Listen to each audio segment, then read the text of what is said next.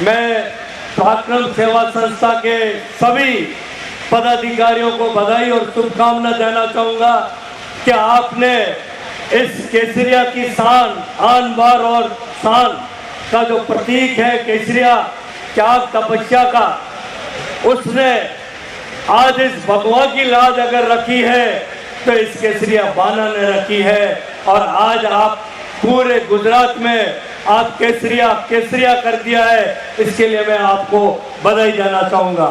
इस अवसर पर साथियों, मैं आपको एक बात निवेदन करना चाहूँगा कि हमारा गौरवशाली इतिहास है, लेकिन उस इतिहास को पन्नों में कहीं गुम कर दिया गया है। ये बात मैंने राजस्थान की विधानसभा में और मेरा हौसला अफजाई करने वाले आदरणीय राजेंद्र सिंह जी राठौड़ साहब, जिन्होंने मेरा हौसला अफजाई किया, और वो बात मैंने राजस्थान की विधानसभा में रखी जो कभी किसी ने इससे पूर्व रखी नहीं होगी, कल्पना भी नहीं की होगी। वो राजपूत समाज और क्षत्रिय गौरव की बात को राजस्थान की विधानसभा में इस 70 वर्षों के इतिहास में इस आपके खुशवीर सिंह ने रखी है।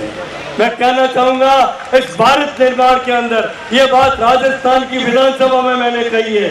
भारत निर्माण, आज हम भारत की कल्पना कर रहे हैं, भारत की बात कर रहे हैं। ये भारत की कल्पना अगर हमारे राजपूत राजा नहीं होते तो इस देश की कल्पना नहीं हो सकती। हमारे पूर्वज नहीं होते तो आज हिंदुत्व नहीं हो सकता हिंदुस्तान के अंदर। नाम और जातीय धर्म ही कोई अलग होता, आज हिंदुस्तान तो कम से कम नाम नहीं हो सकता था साथियों। आज हमारे पूर्वजों ने इस एक दिन में, हमारे पूर्वज 3 पीढ़ी इस राष्ट्र के लिए कुर्बान हुई है। बाप, बेटा और पोता एक ही दिन के युद्ध में, ये ऐसा गौरवशाली इतिहास दुनिया में किसी के लिए नहीं होगा जो इस राजपूत जाति का गौरव की बात मैं कर रहा हूँ साथियों। मैं वो बात कर रहा हूँ, आज अखंड भारत की हम बात कर रहे हैं, भारत निर्माण की बात कर रहे हैं। अगर क्षत्रिय नहीं होता, मैं उन राजाओं को धन्यवाद देना चाहूंगा। और जब ये पूछा गया आजादी के वक्त वो स्वतंत्र थे, मैं इतिहास की बात कहना चाहूंगा आपको।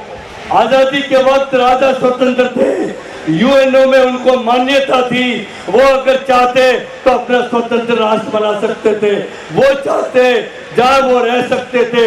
ये स्वतंत्रता उनको मिली हुई थी, लेकिन उन्होंने एक ही शब्द में का सर्वोपरि हमारा अगर कोई धर्म है तो वो राष्ट्र धर्म है, और राष्ट्र धर्म के लिए उन्होंने अपना एक झटके में सर्व चीज न्यौछावर कर दी अपनी। मैं उन राजाओं को धन्यवाद देना चाहूंगा। आज उसकी बदौलत आज हम हिंदुस्तान की बात कर रहे हैं, अखंड भारत की बात कर रहे हैं। मैं इस अवसर पर वो भी मैं बात कहना चाहूंगा जो हमारे पूर्वजों ने विरासत में हमें दिया है, हमें विरासत में जो मिला है, हमारी संस्कृति हमारे विरासत में मिली है, हमारा धर्म हमें विरासत में मिला है। मैं निवेदन करना चाहूंगा साथियों कि हमारी संस्कृति, हमारे रीति रिवाज, हमारे तीज त्योहार, हमारे इन चीजों को हम नहीं भूलेंगे, चाहे हम कितनी भी शिक्षा ले लें। लेकिन हमारे हमारी भाषा, हमारी वेशभूषा, अरे आपकी वेशभूषा को तो अन्य समाज पहन के अपना आपको गौरवान्वित महसूस करता है, और हमारी भाषा, वेशभूषा, इसको हम अगर भुला दिया तो इस देश की संस्कृति और हिंदुत्व समाप्त हो जाएगा साथियों। मैं आपको कह रहा हूँ इस अवसर पर कि आप हमारी संस्कृति को बचाए रखना हमारा फर्ज है, हमारा कर्तव्य है।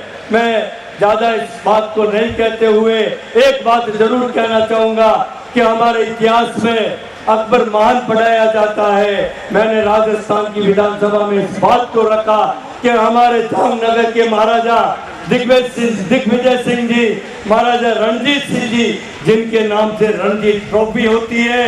अरे पोलैंड देश के अंदर आज हिंदुस्तान या दुनिया का कोई ऐसा राष्ट्र नहीं है साथियों जहाँ पे किसी व्यक्ति के नाम से पार्लियामेंट के अंदर शपथ ली जाती है। और पोलैंड राष्ट्र एक ऐसा राष्ट्र है जहाँ इस गुजरात के हमारे गौरव, हमारे दिग्विजय सिंह जी महाराजा के नाम से पोलैंड की पार्लियामेंट के अंदर शपथ ली जाती है साथियों। इससे बढ़कर गौरव क्या हो सकता है। फिर भी हम तो अकबर महान ही पढ़ाएंगे।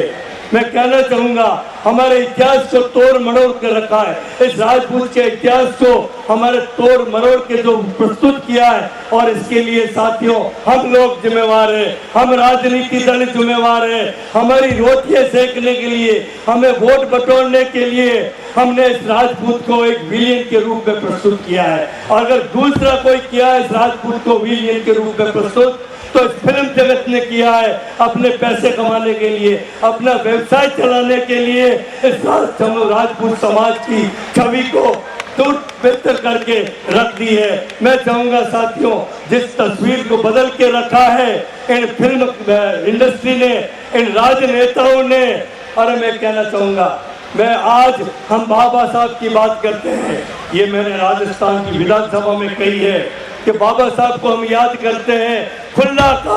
खुले मंच के माध्यम से मैंने कहा, अरे इसलिए करते हैं कि उनके वोट हमें बटोरने हैं, इसलिए हम बाबा साहब को याद करते हैं। ये राजनीति पार्टियां, अरे उस जौहरी को क्यों नहीं याद करते हो जिसने कोई नूर को तराशा है? वो बड़ौदा के महाराजा सियाजी राव गायकवाड़ है, जिन्होंने बाबा साहब को स्कूली शिक्षा दी, कॉलेज की शिक्षा दी। बाबा साहब को उन्होंने इंग्लैंड भेजा, उनको वकालत करवाई, और अपने ही आर्मी में उस वक्त आरक्षण की व्यवस्था नहीं थी साथियों, और अपने आर्मी के अंदर सर्वोच्च पद से उनको नवाजा है।